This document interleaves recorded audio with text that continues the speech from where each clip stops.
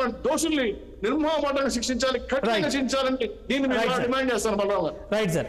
మద్దిరెడ్డి శ్రీనివాసరెడ్డి గారు, ఏంటి ఇప్పుడు ఆ వీడియో వచ్చింది, మీ ఎమ్మెల్యే డైరెక్ట్గా ఈవీఎం పగలగొడుతున్న దృశ్యం కనబడుతుంది, అది లోకేష్ గారు బయటికి పెట్టారు. సరే, ఎవరు పెడితే ఏంటి, మీరైతే అక్కడ కనబడుతుంది, మీరు ముందు కావాలి, ముందు వీడియో కావాలి, వెనకాల వీడియో కావాలి, 23 గంటల వీడియో కావాలి, ఏంది ఆర్గ్యుమెంట్ ఎందుకు చేస్తున్నారు? ఇప్పుడు ఆయన చెప్తున్నారు, చౌదరి గారు చెప్తున్నారు, ఇదంతా రామాయణంలో పిడకల పెట్టలాగా ఉంది అని చెప్పేసి. బలరాం గారు, ముందుగా మీకు, చౌదరి గారికి, అదేవిధంగా సుహాసిని ఆనంద్ గారికి అందరికి కూడా శుభ సాయంత్రం. ఇక్కడ కాన్స్టిట్యూషనల్ వయలేషన్ జరిగిందా లేదా అనేది ముఖ్యంగా మనం తీసుకోవాల్సినటువంటి అంశం. నేను పిన్నెల్లి రామకృష్ణారెడ్డి గారి చర్యను సమర్థించట్లా. పిన్నెల్లి రామకృష్ణారెడ్డి గారి చర్య వల్ల నష్టం లేదు, నష్టమేమీ జరగలేదని సాక్షాత్తు ఎన్నికల కమిషన్ చెప్పారు.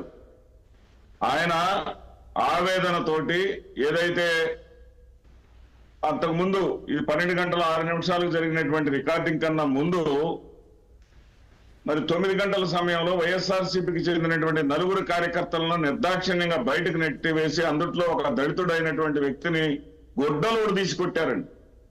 మరొక ముక్కంటి అనేటటువంటి వ్యక్తిని మెడ మీద గాయపరిచారు. ఇన్ని చేస్తే మరి అవి బయటకు రావాలని మేము కోరుకోవటం తప్పెలా అవుతుంది?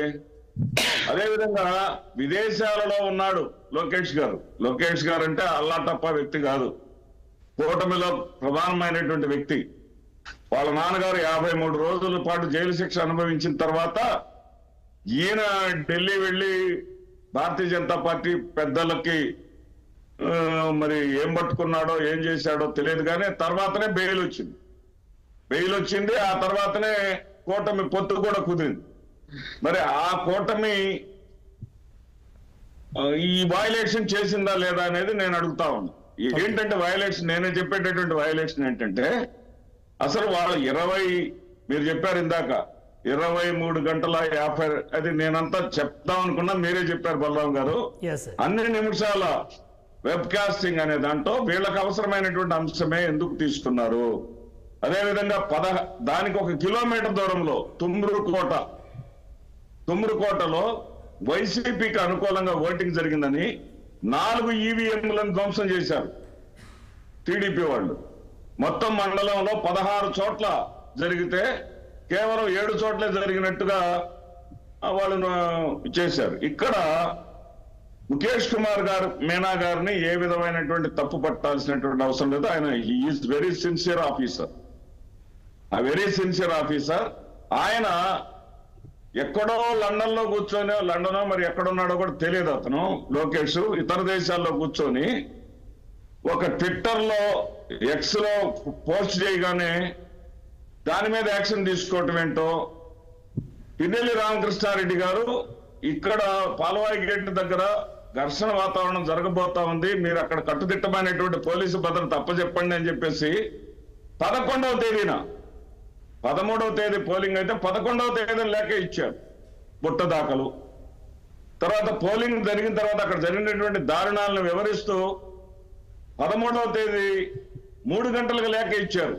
పట్టించుకున్న నాదుడు లేడు. సరే, అదే లేఖను మళ్ళీ తీసుకెళ్లి 6 గంటల 10 నిమిషాలకు ఇస్తే ఆ లేఖను తీసుకున్నారు, కానీ ఆ లేఖ మీద ఏది మళ్ళీ ఎన్నిక జరుపుతామని కానీ భరోసా కానీ ఏమి ఇవ్వలేదు. ఆ డేటా బాగానే ఉంది, బాగానే ఉంటుంది డేటా. ఒక లోపలికి రానియకుండా ఒక ఎరుకలతను, శ్రీనివాసరావు అనేటటువంటి ఎరుకలతన్ని పిచ్చకొట్టుడు కొట్టారండి. లోపల ఓటేయడానికి వచ్చేటటువంటి ధైర్యం రా నీకు? ముఖ్యంగా ఎస్సీలను, ఎస్టీలను, మైనారిటీలను లోపలికి వేయటానికి, ఓటు వేయటానికి కూడా రానిలేదు బలరాం గారు. ఇక్కడ మనం గుర్తుంచుకోవాల్సినటువంటి అంశం ఏంటంటే, ఆ ప్రాంతాల్లో బదిలీ చేసినటువంటి అధికారులు మొత్తం కూడా బాధాకరమైనటువంటి విషయం ఏంటంటే, వీళ్ళంతా కూడా మనకు అనుకూలంగా వైసీపీని వెనకొండి నడిపిస్తున్నారు, దళితులంతా వైసీపీకి అండగా ఉన్నారని చెప్పేసి కృష్ణా జిల్లాకు చెందినటువంటి కలెక్టర్ రాజీవ్ బాబు గారిని తీసుకెళ్లి చిత్తూరులో వేశారు. అదేవిధంగా అక్కడున్న ఎస్పీని కూడా, అతను ఎస్సీనే, అతన్ని తీసుకెళ్లి వేశారు. లక్ష్మీ షా అతను ఎస్సీనే, అతను తీసుకుపోయి ఎక్కడో వేశారు. జాషువాని తిరుపతిలో వేసి బాధ్యతలు స్వీకరించక ముందే VR లో పెట్టేశారు. అంటే ఈ కుట్ర అపవిత్రమైనటువంటి పొత్తుతో కుట్రలో భాగంగా జరిగినటువంటి కార్యక్రమం అవునా కాదా? మీనా గారి మీద కూడా మరి ఒత్తిడి చేస్తున్నారా లేదా అనేది పెద్దలందరూ గమనించాలి. ఒక చిన్న విషయం అండి, ఒక పత్రిక అతని గురించి ఏది మన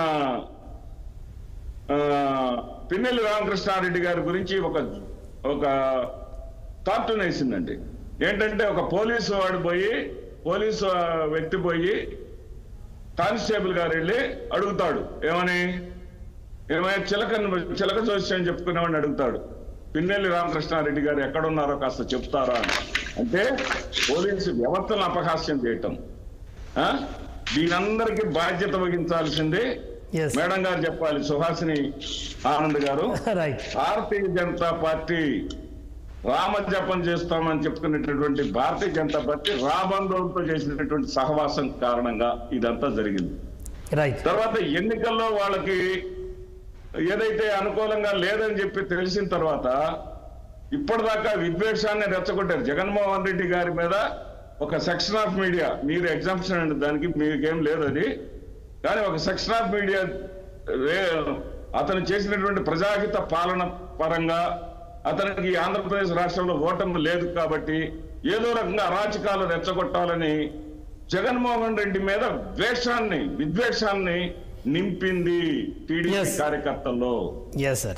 వాళ్ళు ఎట్టి పరిస్థితుల్లో కూడా జగన్మోహన్ రెడ్డి గారిని వ్యక్తిత్వ హననం చేస్తూ జగన్మోహన్ రెడ్డి గారి పేరెత్తితేనే చంపాలి, నరకాలి అనే విధంగా జగన్మోహన్ రెడ్డి గారికి పార్టీకి ఓట్లేసే వాళ్ళని వెధవలు అని కోమటి జయరాం అనే ఎన్ఆర్ఐ కామెంట్ చేయగలిగాడంటే పరిస్థితి ఎంత దూరానికి అర్థం చేసుకోండి. ఈ గొడవలన్నిటికీ కారణం వాళ్ళు పిన్నెల్లి రామకృష్ణారెడ్డి గారు ఆ యొక్క దానిని కిందకి విసిరేయటం వల్ల ఈ నష్టమేమీ జరగలేదని చెప్పేసి సాక్షాత్తు రాష్ట్ర ఎన్నికల కమిషనర్ ప్రకటించిన తర్వాత వీళ్ళకెందుకు ఆందోళన? అక్కడ దాన్ని క్యాన్సిల్ చేసి రీపోలింగ్ జరిపితే కదా వీళ్ళు భయపడాల్సిందే. రీపోలింగ్ కూడా జరపలేదు కదా, నష్టమేమీ జరగలేదని ఎన్నికల కమిషన్ ప్రకటించింది. మా అంబటి రాంబాబు గారు కొన్ని చోట్ల మాకు వ్యతిరేకంగా వాళ్ళు రిగ్గింగ్ చేసుకున్నారు, పోలింగ్ జరపమంటే హైకోర్టుకి వెళ్తే రీపోలింగ్ అవకాశమే లేదని చెప్పేసి హైకోర్టు చెప్పడం జరిగింది.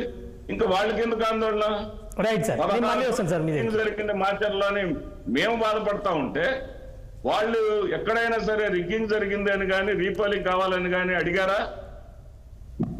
వాళ్ళు దుర్మార్గాలు చేసింది వాళ్ళు కాబట్టి వాళ్ళ లెక్కల్లో వాళ్ళు ఉన్నారు. ఏది ఏమైనా సరే ఆంధ్రప్రదేశ్ రాష్ట్రంలో నేను ఇందాక చెప్పారు చౌదరి గారు, నేను 2019లో కూడా వెళ్ళి అడ్వాన్స్ గా వెంట్రుకలు ఇచ్చి వచ్చాను శ్రీవారికి. ఈ రోజు కూడా అదే జరుగుతుంది. రేపు జూన్ 9వ తారీఖున విశాఖలో జగన్మోహన్ రెడ్డి గారి ప్రమాణ స్వీకారం ఖచ్చితంగా జరిగి తీరుతుంది. తిరుపతి వెళ్తున్నారా మీరు? వెళ్ళేది వచ్చారా? కూడా అడ్వాన్స్ గా ఇచ్చాను. ఇచ్చేసారా? 2019 ఎన్నికల్లో కూడా అడ్వాన్స్ గా వెంట్రుకలు ఇచ్చాను. ఇప్పుడు కూడా అడ్వాన్స్ గా ఇచ్చాను. మన 20వ తారీఖు వెంట్రుకలు ఇచ్చి వచ్చాను నేను. అచ్చా, ఓకే రైట్. బీజేపీ వర్షన్ తీసుకుందాం. సుహాసిని గారు, మొత్తం అందరి వేళ్ళు మీ వైపే చూపిస్తున్నాయి. ఇవాళ వైఎస్ఆర్సీపీ నేత శ్రీనివాసరెడ్డి గారు ఒక మాట చెప్పారు, రాముడు జపం చేశారు,